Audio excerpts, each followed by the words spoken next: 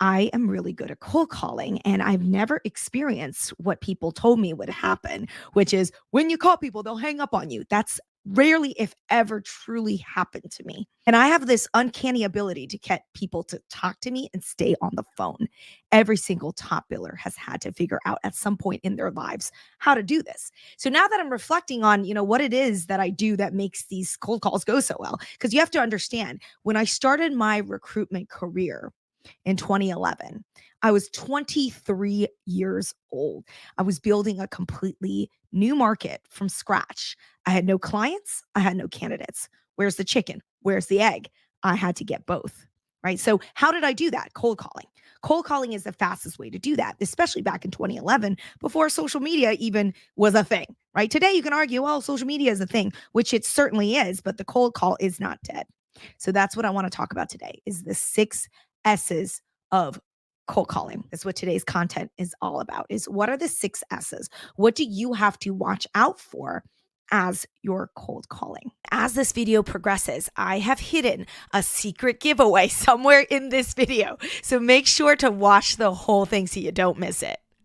So let's just jump right into it. The first one is smile. You have to smile because your energy is going to be felt. Your listener is going to be feeling your energy. So this isn't specific to men or women. It's for both. If you want to be really good at sales, you have to be warm and interesting. So the first thing is smile.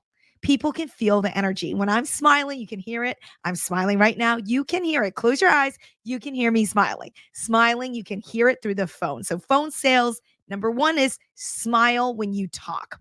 There are so many salespeople that do cold calling and they're bored. They themselves dislike their product, their job, or the service that they're supposed to sell, right? So the smile is really important. Now, of course, later on, I will demonstrate to you what a cold call should sound like, especially for agency recruiters, because that's the context of which I'm selling. But you will see how to tie it all up together. But the first step is smile. Number 2 is smooth. How many sales calls have you heard that are like, this is Don. I'm calling from XYZ solar panel company, and I just want to see, are you the homeowner? Do you see what I mean? It's like I've gotten these calls so many times I can literally act like them. It's unacceptable. It's truly unacceptable. Because how are you going to do this for a living and not even prepare? Why are you not sitting down at your desk, recording yourself, practicing how you're going to deliver the pitch and see how the hell it goes? Like, it just shocks me, the terrible cold calls I get. And they all sound like that. It's not smooth. It's choppy. It's stuttering. It's a lot of this like ums and ahs and word verbal tics and word vomit and just like completely messy. Right? It's not smooth. It doesn't sound easy to listen to. It sounds terrible, right? It's just like, did you even prepare? That's what the listener is thinking about when you're making these crappy sales calls. Third S, it's got to be SME specific, subject matter expert specific. It has to be niche. You can't just go, hey, I'm just calling in general. No, it's got to be specific to the niche. So if you sell solar panels, you got to really understand solar panels. If you sell headhunting services, you got to understand the key words in your industry. So when I teach the most placeable candidate selling method, you're not just saying, I got this candidate. They seem pretty good. They know how to collaborate with others. That's not specific. So if I'm selling regulatory writers to pharmaceutical companies, hiring managers at pharmaceutical companies who are the leaders of these regulatory writing departments, I'm going to use all the keywords. When you're selling to the market, it's got to be niche. It can't just be like this generic sales stuff. Fourth S, speedy. How many cold calls do you get that are just paced wrong? People really have a very short attention span when it comes to cold calling. They will drop the phone if they feel that it's a robocaller, if they feel that it's a spamming phone call.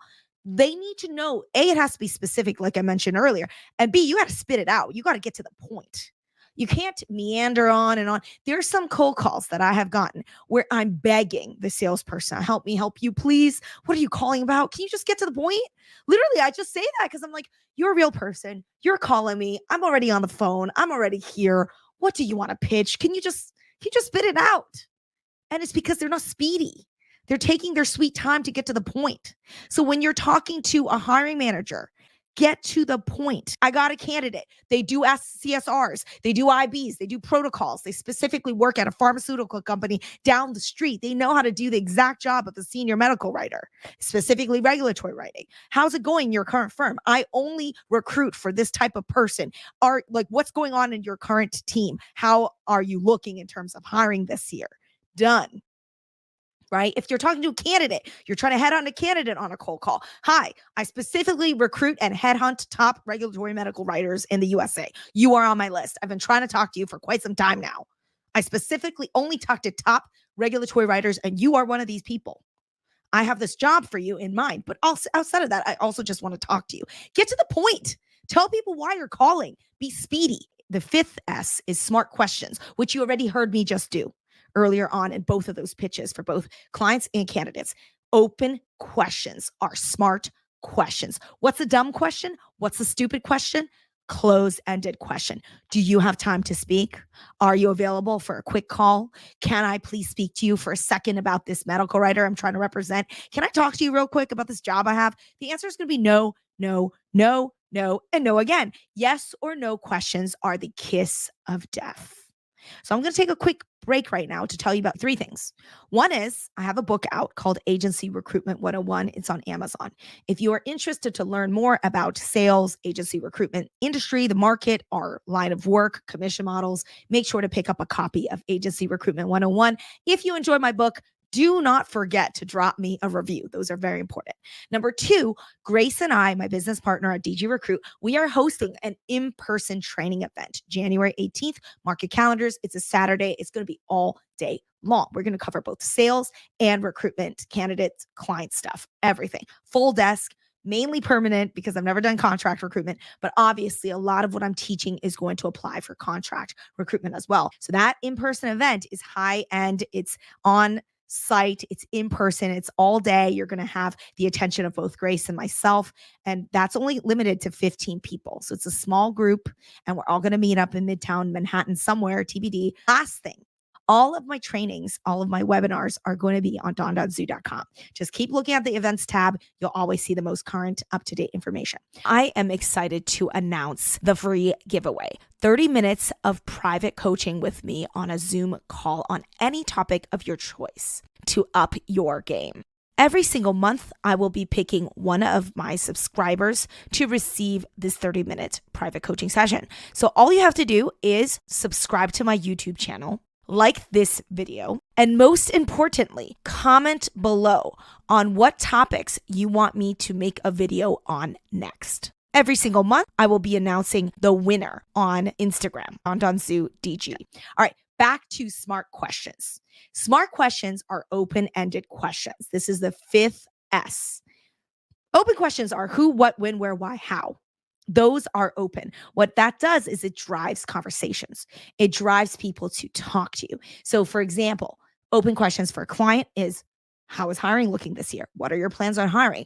What are your thoughts on this type of profile? What is your interest level in this type of profile? What are your thoughts on candidates that have done IBs and CSRs? And what's the need right now? How are things going in your current firm? Like these are just, you should have like a repertoire of like maybe 30 open questions, because when you're on the call, you're just going to need them. You're going to need to come up with them real quick.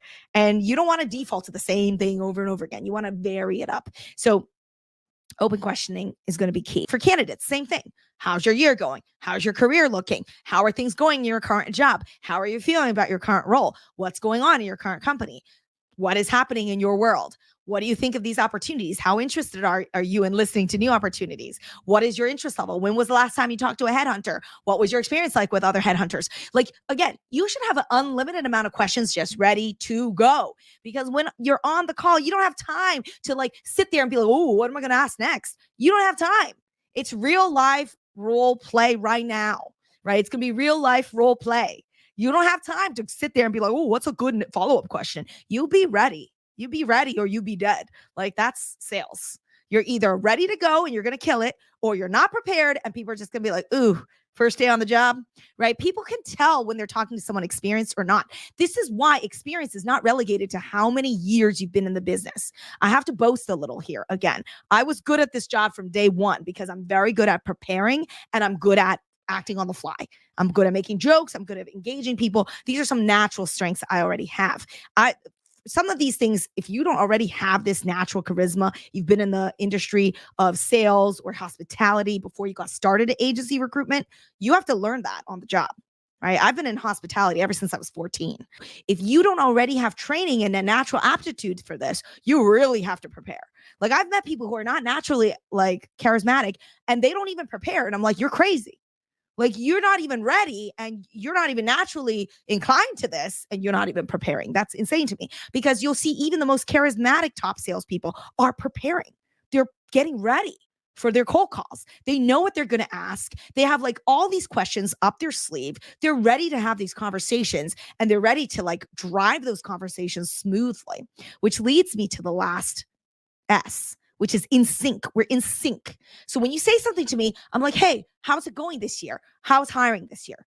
And the hiring managers, I'm not looking to hire. I'm not looking to hire. You don't go, well, why not? Why wouldn't you want to? That's not in sync. Okay, I totally understand. You're not actively hiring. Makes total sense. Most people I call, I'm calling you on a random Tuesday. Of course, I'm not expecting you to be hiring. Usually when you are hiring, what is the profile you like to look for? This is how you drive conversation. You get in sync. You don't start like, oh, I don't want to look for a job right now. Well, why wouldn't you want to look? You need to be looking all the time. No, just totally understand why you don't want to look. Most people I work with don't want to look right away. If you were to look, what are some things that might be important to you? Listen to where they're at and react to that energy. Get in sync with the person that you're prospecting. Otherwise, you guys are going to be on totally different pages and you're not going to get along. You're going to have a very combative conversation, which sometimes candidates do feel like it is very combative. Obviously, if you're mid to late stage with people, a little combativeness is expected when you're arguing or trying to persuade someone, but not on the first cold call. The first cold call, you're trying to just establish rapport and trying to build a relationship from 0 to 1. Right. So these are the 6 S's that I think you should keep in mind as you are preparing for your cold calls. Because again, I don't want you to be unprepared when all of a sudden somebody picks up the phone and it's go time.